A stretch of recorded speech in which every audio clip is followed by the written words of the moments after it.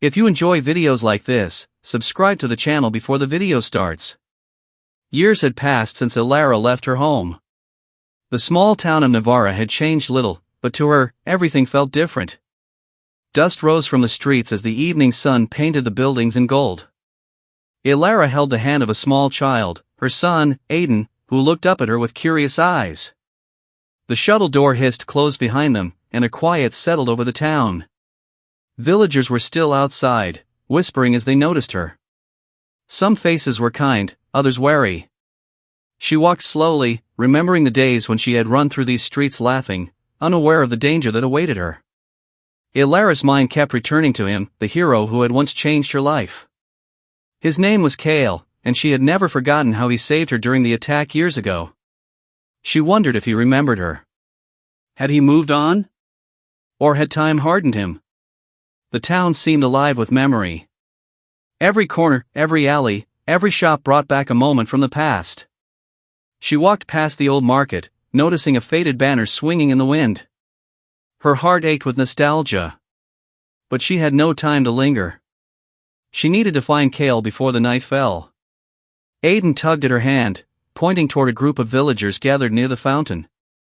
"Mama, who is that?" he asked innocently. Ilara squinted, and her breath caught. Among the crowd, a tall figure stood quietly, watching the sunset. His posture, the way he held himself, felt familiar. Something in her chest tightened. Could it be him? She stepped closer, heart pounding. The villagers' whispers grew louder, but she ignored them. Each step brought back a flood of memories, the laughter, the danger, the promises they had made. The town had stayed the same, but the hero she sought might have changed. Suddenly, a dog barked, breaking her thoughts. The figure turned slightly, and Ilara saw the shadow of a face she would never forget. But it was only a shadow. Was it Kale? Her mind raced. She wanted to run to him, but caution held her back. Time had passed. People changed. She needed to be sure. Aiden tugged again. "Mama, is he my friend too?" Ilara smiled softly, her eyes never leaving the figure. She crouched down to whisper in his ear, "We'll see, little one. We'll see." The sun dipped lower, and the shadows grew longer. The town was quiet, but Ilara felt the weight of history around her. The journey she had begun years ago was coming full circle. She had returned, not just for herself, but for the child who carried her past with him. And then, just as the wind swirled around the fountain, the figure stepped forward. Not quickly, not recklessly, but slowly, like a ghost from her past had finally decided to speak. Ilara's heart raced. The search had begun. The return was only the first step, and the night held many secrets yet to reveal. The morning air in Navarra was cold, carrying whispers of the past. Ilara walked through streets that looked familiar, yet every corner seemed different. Shops had new signs, children played in places where she once ran, and strangers stared at her as if she were a ghost. She tightened her grip on Aiden's hand. He looked up at her, sensing her tension, but too young to understand the storm in her heart. Kale had saved her once. She knew he existed somewhere in this town, or at least, she hoped he did. But time had a way of hiding people, of changing heroes into strangers. She asked quietly at the market, "Have you seen a man, tall, strong, with a scar on his left arm?" Most villagers shook their heads. One older woman hesitated, then whispered, He left years ago. Some say he went beyond the borders. Others say he never returned from the mission." Ilara's heart sank. Had she come for nothing? But then she felt a spark of hope. People didn't always tell the full truth. Sometimes the answers were hidden in shadows. She wandered toward the outskirts of the town, where the forest met the hills. Memories came uninvited, Kale's laughter, the way he had shielded her from danger, the promise he had made to always protect her. Each memory was a reminder that she could not give up. Not now! Suddenly, a sound froze her in place. A low hum, almost mechanical, coming from behind the abandoned warehouse at the edge of town. She motioned for Aiden to stay close and crept toward the source. The hum grew louder, like a machine awakening after years of silence. And then she saw it, a glimmer of movement.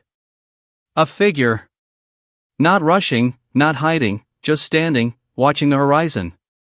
Her breath caught. Could it really be him?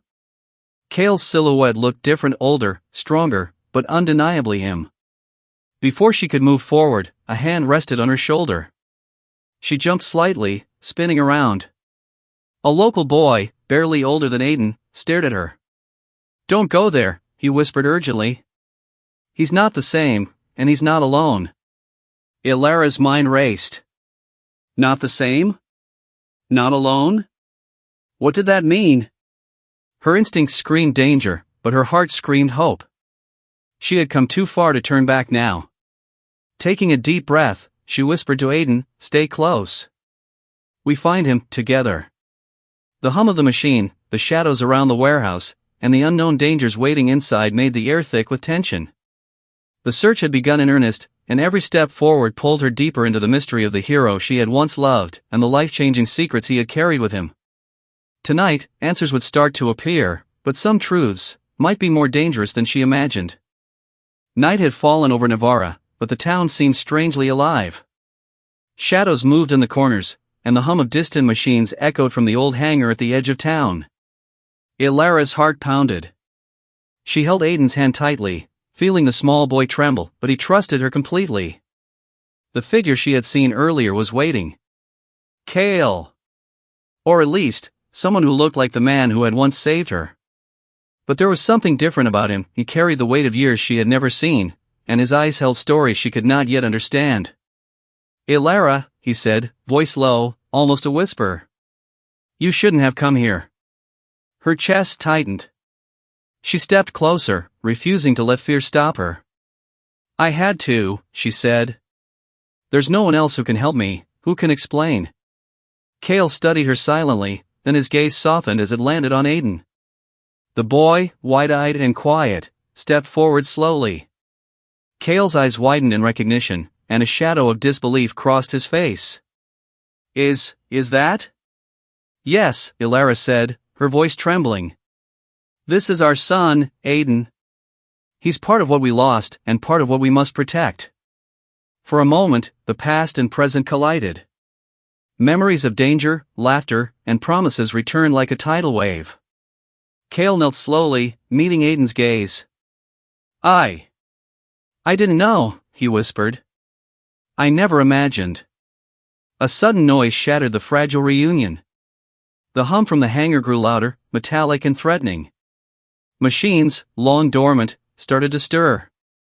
Red lights flashed, casting an eerie glow over the concrete walls. A threat had arrived, one that neither Ilara nor Cale had expected. Instinct took over. Without thinking, Cale grabbed Ilara's hand. "We need to move." "Together," he said. And for the first time in years, they ran side by side, Aiden between them. The hangar doors creaked open, revealing shadows moving inside, figures she could not yet identify. But Cale's determination was clear. Whatever danger awaited, he would face it. And this time, he would not face it alone. As they crossed the threshold, Ilara realized something profound. Time had changed them both. Fear and loss had left scars, but hope, love, and the bond of family could be stronger than any danger. The night was full of uncertainty. But one thing was certain, they were together now. And together, they could face whatever the future held. The reunion was not just a meeting of past and present, it was a beginning. A new chapter, filled with suspense, mystery, and the unbreakable connection that had survived years of separation. And in the distance, the machines hummed louder, hinting that the story was far from over.